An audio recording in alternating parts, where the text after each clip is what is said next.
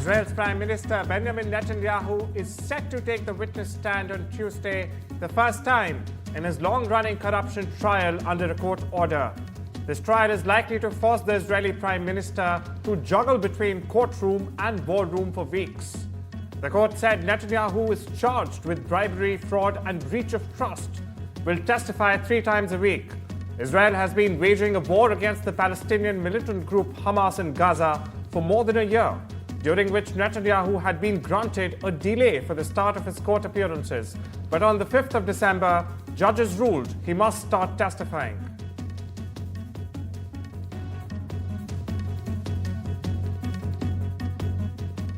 Syria's Islamist rebel leader and HTS chief Abu Mohammed al-Julani has made a pivotal announcement. He has said that the incoming authorities will announce a list of former senior officials quote-unquote involved in torturing the Syrian people. Now, Julani began discussions with the ousted government on transferring power on Monday.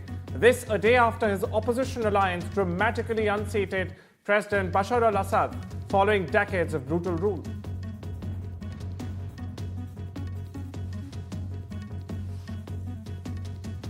The US has sent its special envoy for hostage affairs, Roger D. Costans, to Beirut. State Department spokesman Matthew Miller said that Costans is talking to officials in the region to find out where journalist Ousted is and quote-unquote get him home as soon as possible. Ousted, who has his work published by the Washington Post, McClatchy newspapers and other outlets, disappeared in August 2012 at a checkpoint in a contested area west of Damascus. A video released weeks after Tice went missing showed him blindfolded and held by armed men and saying, "Oh Jesus." He has not been heard or seen from ever since. Syria has publicly denied that it was holding him.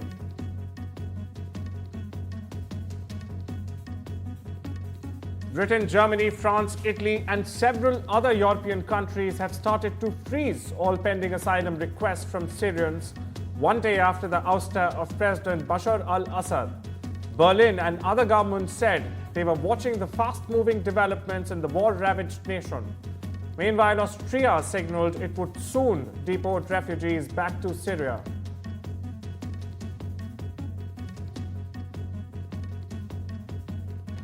South Korean lawmakers have passed a bill on Tuesday to appoint a special counsel to investigate President Yoon Suk-yeol's botched attempt to impose martial law. The emergency martial law was declared by President Yoon on the night of the 3rd of December. However, it was swiftly repealed the following morning after Parliament voted against it.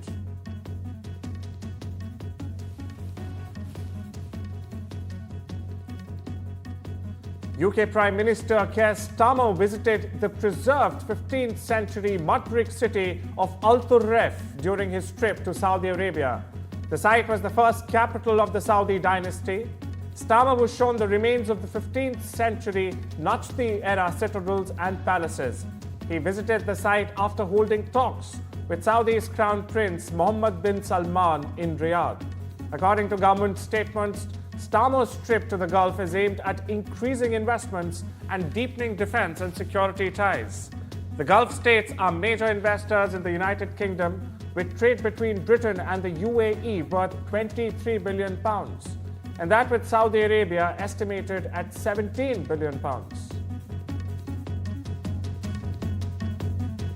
External Affairs Minister S. Jaishankar, on his official visit to Qatar and Bahrain, has highlighted India's quote-unquote balanced approach to the West Asia conflict. Dr. Jaishankar reaffirmed support for a two-state solution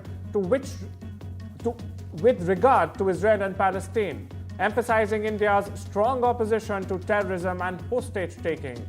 Jaishankar also highlighted the importance of respecting humanitarian law and minimizing civilian casualties in any military action.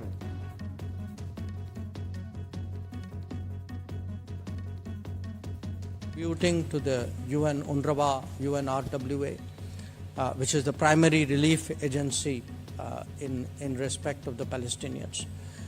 And India has supplied relief material to Palestine, to the Palestinian Authority, through Egypt, We have also given medicines, medical relief to Lebanon because of the fighting and the casualties which have taken place there. And at the end of the day, we do believe that there must be a solution to the Palestinian issue. Because if there is not one, that will always remain the cause of instability in this region. So we do support a two-state solution. Authorities have arrested a man suspected of killing United Healthcare executive Brian Thompson and charged him with murder. Luigi Mangione was arrested after a massive 5-day manhunt. The 26-year-old suspect was captured in Pennsylvania. He's an Ivy League graduate from Maryland.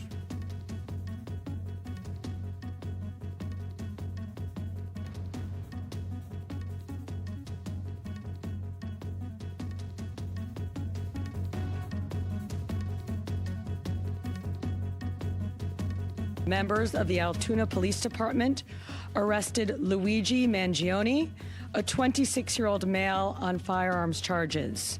At this time, he is believed to be our person of interest in the brazen targeted murder of Brian Thompson, CEO of United Healthcare, last Wednesday in Midtown Manhattan.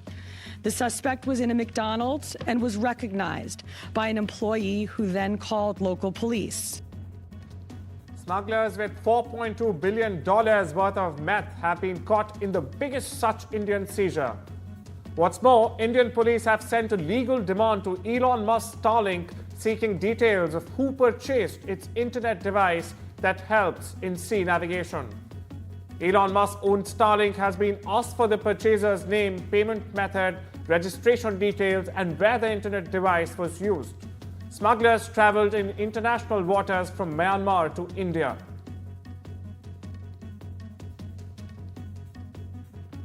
Chinese President Xi Jinping has said that Beijing has full confidence in achieving this year's economic growth target.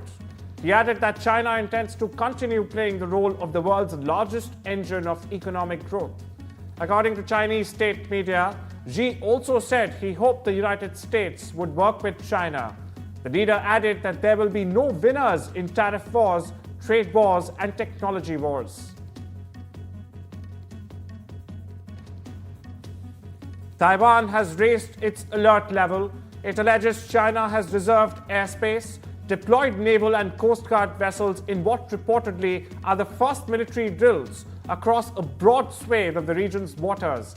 A senior Taiwan security official has said China has nearly 90 Navy and Coast Guard ships near Taiwan, the southern Japanese islands, and the East and South China Seas, of which around 2/3 are naval.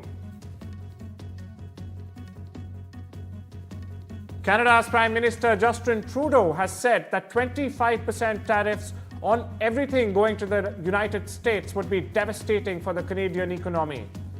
Trudeau also said Canada will respond to unfair tariffs in a number of ways, as they did 8 years ago, and still looking at the right ways to respond. Listen in to what Trudeau had to say. First of all, let's not kid ourselves any way, shape, or form. 25% tariffs on everything going to the United States would be devastating for the Canadian economy. It would require us to pull together and support each other and hang in there to prevent just horrific losses in all of our communities for everyone. We will, of course, as we did 8 years ago, respond to unfair tariffs in a number of ways. And we're still looking at the right ways to respond, but our responses. US President-elect Donald Trump has promised to end birthright citizenship as soon as he gets into office.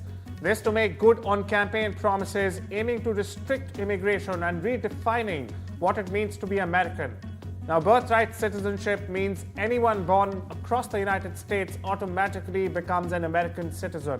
It's been in place for decades and applies to children born to someone in the country illegally or in the US on a tourist or student visa who plans to return to their home country. So any efforts to halt this policy is very likely to face steep legal hurdles.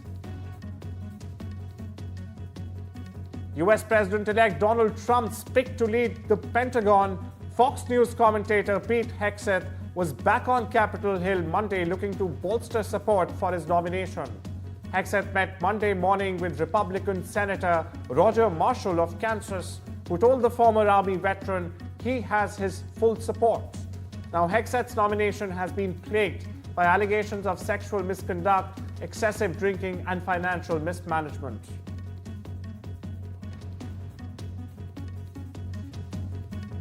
A British Indian student has been elected president of the University of Cambridge's historic Cambridge Union Society, among the world's oldest debating societies, which presides itself as a defender of free speech since 1815.